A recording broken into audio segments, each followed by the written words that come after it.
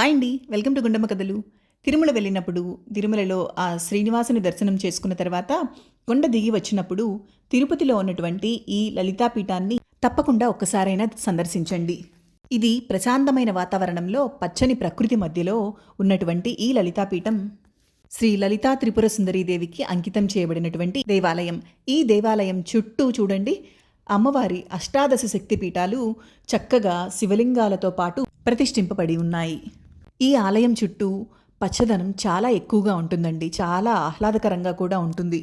ఈ ప్రశాంతమైన వాతావరణంలో ప్రవచనాలు జరుగుతూ ఉంటాయి. అంతేకాకుండా దేవీ నవరాత్రుల సమయంలో ప్రత్యేక ప్రాధాన్యత ఉంటుంది.